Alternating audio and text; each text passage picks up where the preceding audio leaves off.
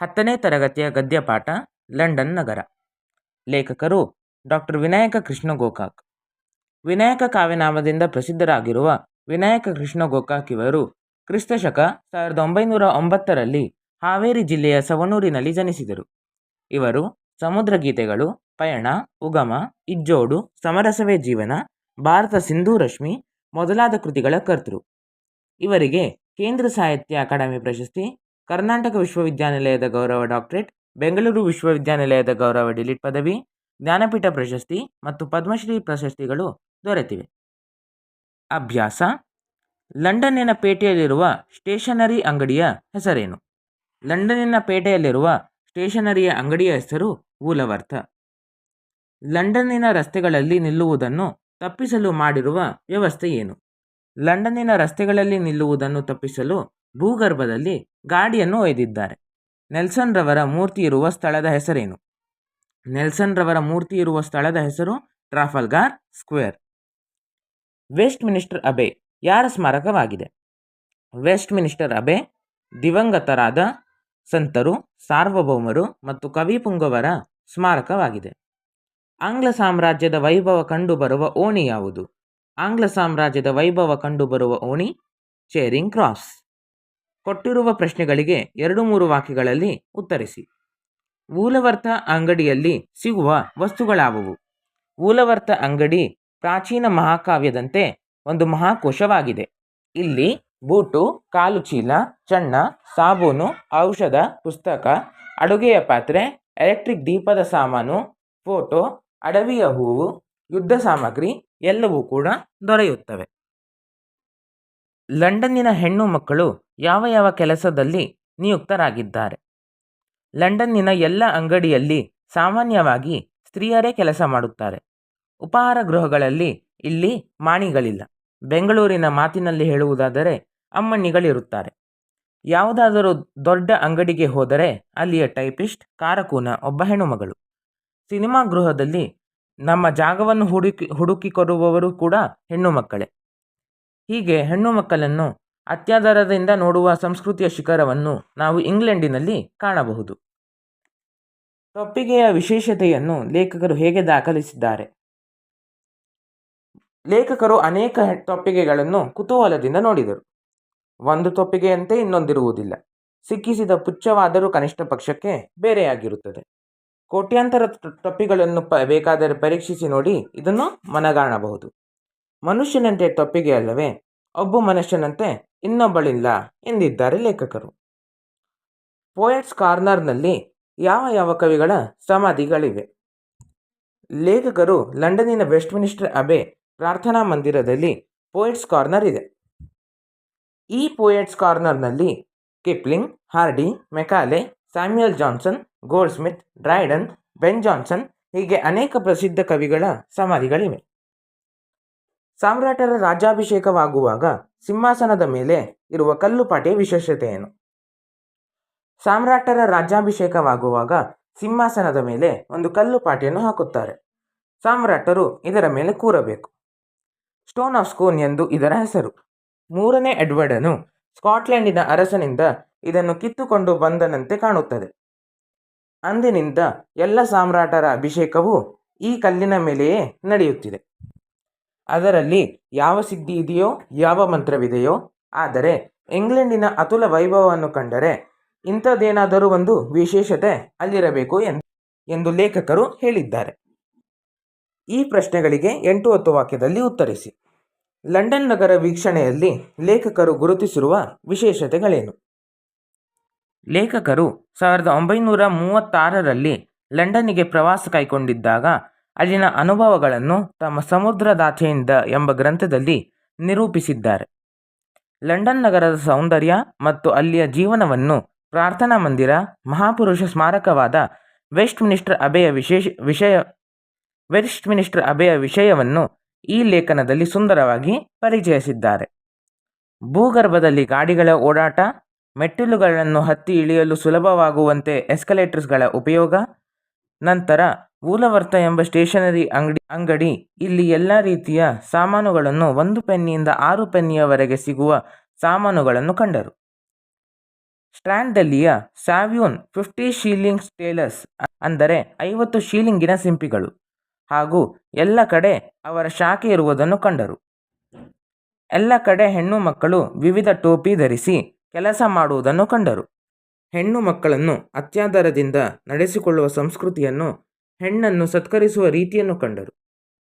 Charing cross ಎಂಬ ಓಣಿಯಲ್ಲಿ ಅರಸರ ವೈಭವವನ್ನು, ಟ್ರಾಫಲ್ಗಾರ್ ಸ್ಕ್ವೇರ್ನಲ್ಲಿ ನೆಲ್ಸನ್ನನ ಮೂರ್ತಿ, ವೆಸ್ಟ್ಮಿನಿಸ್ಟರ್ ಅಬೆ ಎಂಬ ಪ್ರಾರ್ಥನಾ ಮಂದಿರವನ್ನು, ಸಂತ ಸಾರ್ವಭೌಮರ ಸಮಾಧಿಗಳನ್ನು ಕಂಡರು.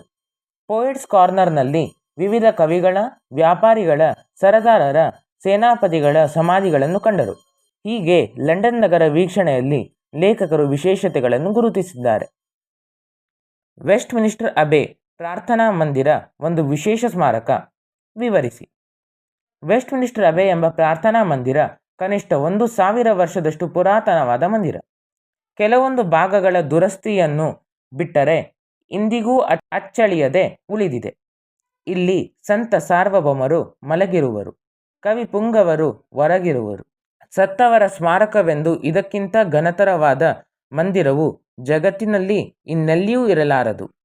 Mortality behold and fear, what a litter of tombs is here.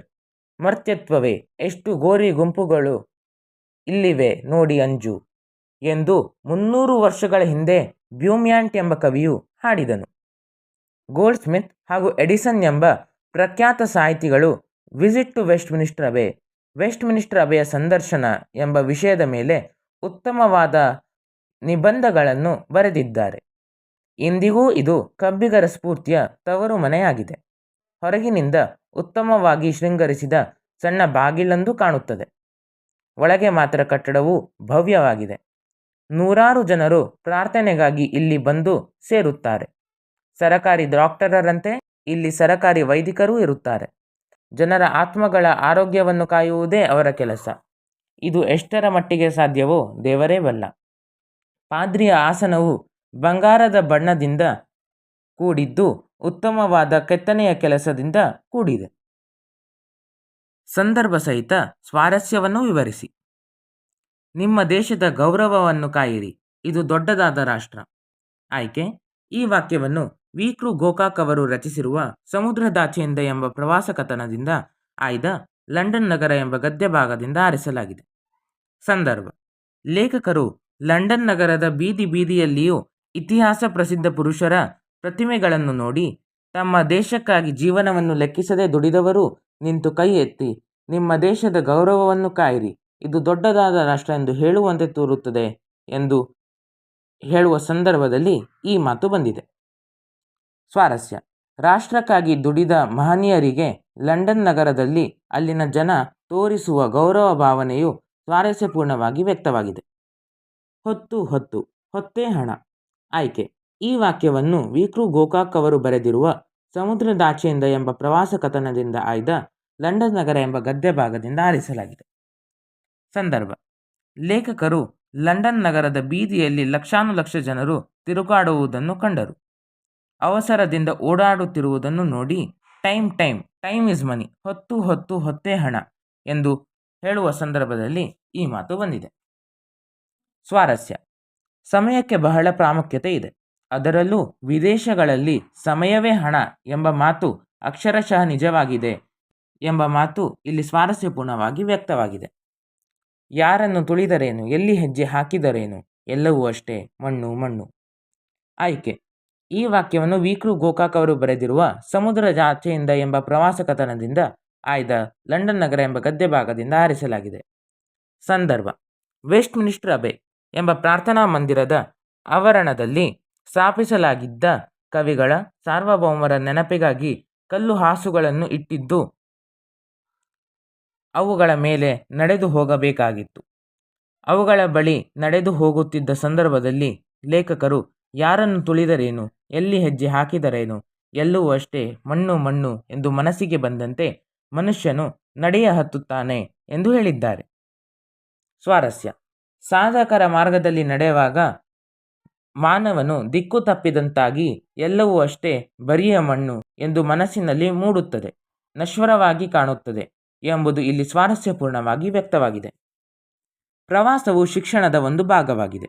ಆಯ್ಕೆ: ಈ ವಾಕ್ಯವನ್ನು ವಿ.ಕೃ. ಗೋಕಾಕ್ ಅವರು ಬರೆದಿರುವ ಸಮುದ್ರದ ಆಚೆಯಿಂದ ಎಂಬ ಪ್ರವಾಸ ಕಥನದಿಂದ ಆಯ್ದ ಲಂಡನ್ ನಗರ ಎಂಬ ಗದ್ಯ ಭಾಗದಿಂದ ಆರಿಸಲಾಗಿದೆ. ಸಂದರ್ಭ: ಲಂಡನ್ ನಗರ. ಪ್ರವಾಸ ಕಥನದ ಕೊನೆಯಲ್ಲಿ ಪ್ರವಾಸದ ಶೈಕ್ಷಣಿಕ ಮಹತ್ವವನ್ನು ತಿಳಿಸುವ ಸಂದರ್ಭದಲ್ಲಿ ಪ್ರವಾಸದಿಂದ ತಮ್ಮ ಮನಸ್ಸನ್ನು ವಿಕಾಸ ಹೊಂದಿ ದೃಷ್ಟಿಕೋನ ವಿಶಾಲವಾದ ಬಗೆ ಪ್ರವಾಸವು ಶಿಕ್ಷಣದ ಒಂದು ಭಾಗವಾಗಿದೆ ಎಂದು ಬೇಕನ್ ಹೇಳಿದ ಮಾತನ್ನು ಇಲ್ಲಿ ಲೇಖಕರು ಉದಾಹರಿಸಿದ್ದಾರೆ.